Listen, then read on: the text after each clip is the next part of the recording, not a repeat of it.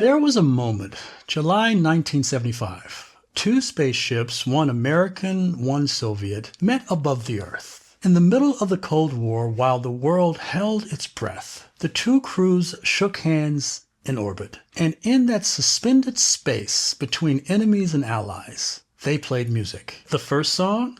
A Tender Surprise, Conway Twitty's Hello Darling. Not in English, but in Russian. He recorded a special version just for that mission, his voice carrying across the capsule like a message from home. It was sentimental, familiar, the kind of song that made the silence feel less empty. Then came the second track. This time the tone shifted. The next song was from a band called War. A track with more bounce, more bite. It asked a question, not just to the men in space, but to everyone watching below. Why can't we be friends? That cassette tape floated between two nations once on the brink of destruction. And on it was their music. That wasn't background noise. That was a declaration wrapped in a groove. But how did a band like War, formed from the streets of Southern California, end up on the soundtrack to the stars? That's where this story really begins. In Long Beach, two young men, Howard Scott and Harold Brown, met in the local music scene. In high school, they formed a group called The Creators, playing car shows, sock hops, and anywhere they could plug in their gear. Howard's nephew, B.B. Dickerson, also picked up the bass during these early years. Their momentum was strong, but the escalating Vietnam War loomed large. In 1966, Howard was drafted into the U.S. Army and sent to West Germany for 18 months, causing the band to pause. During that time, Harold worked nights as a machinist to support his growing family. When Howard returned, the two reunited. And because Harold was still working the late shift at the shop, they named their band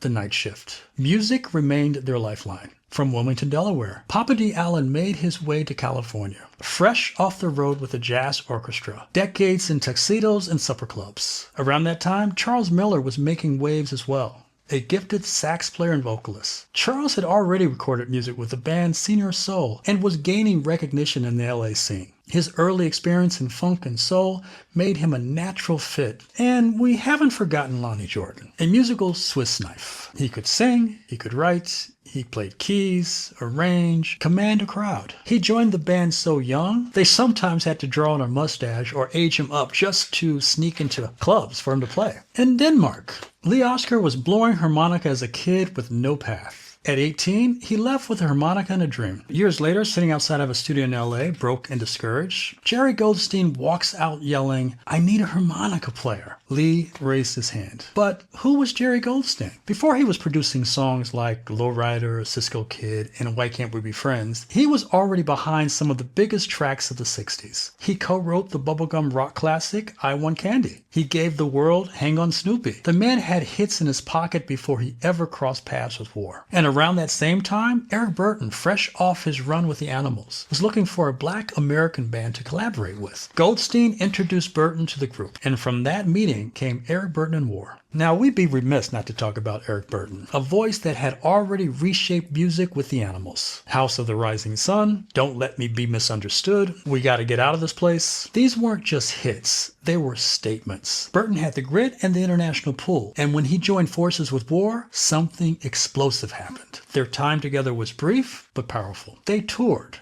They recorded. They made people pay attention. And then there was a story no one expected. Jim Morrison, dressed like Superman at a party full of rock royalty. He slammed the piano lid on Lonnie Jordan's hands mid-song. A fight broke out, allegedly, and in true War fashion, nobody backed down. And then there's the story that still sends chills. Jimi Hendrix, Ronnie Scott's Jazz Cafe, London, 1970. The band, then known as Eric Burdon and War, was playing their guts out on stage. Eric's friend Hendrix joined them. Low-key, no announcement, just vibes and electricity. He jammed with them that night, improvising magic like he always did. They were actually supposed to play together again the following evening. Everyone expected it. Eric, the band, even Jimmy himself. But that next night never came. Hendrix passed away the very next morning. To jam with War, it would be his final live performance. Then there's Bob Marley. He once admitted that War's slipping into darkness inspired him while writing Get Up, Stand Up. The rhythm, the soul, the unapologetic energy. You don't often hear about that part of Bob Marley's story. One by one, these stories merged. Howard, Harold, BB, Charles, Papa Dee, Lee, and Lonnie. And when they played together, it wasn't about fusion. It was about truth. The kind you can dance to, shout to, ride low and slow to. The kind of music that can speak for a neighborhood, a generation, or two nations in orbit. But here's the part that breaks my heart.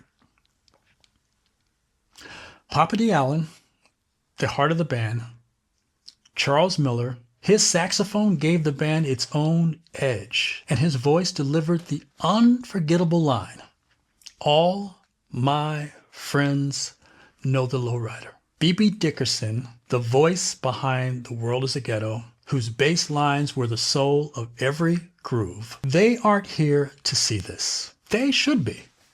Because today, June 5th, 2025, the band that helped build from the concrete cracks of Southern California is being honored with a star. Ooh.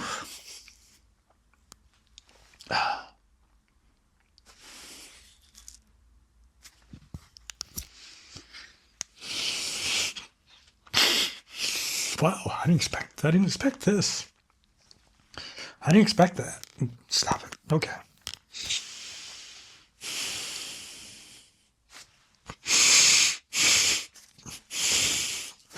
Whew.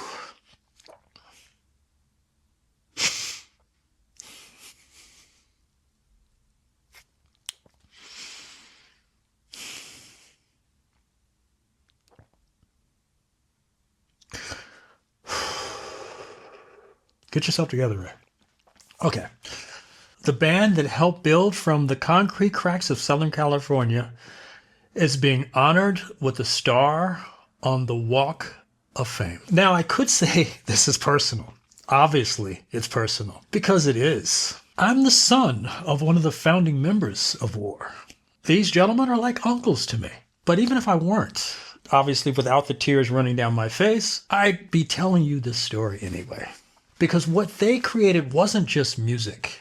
It was a movement. It was Compton, Long Beach, San Pedro, Torrance, heck, even Copenhagen, Hollywood, and the Sunset Strip all rolled into sound. It was a question disguised as a groove.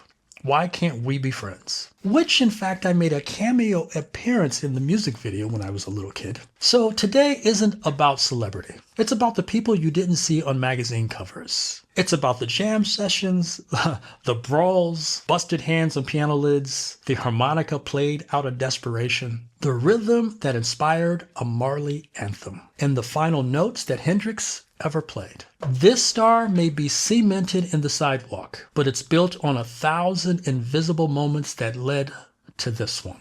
And I just wanted to tell you about it.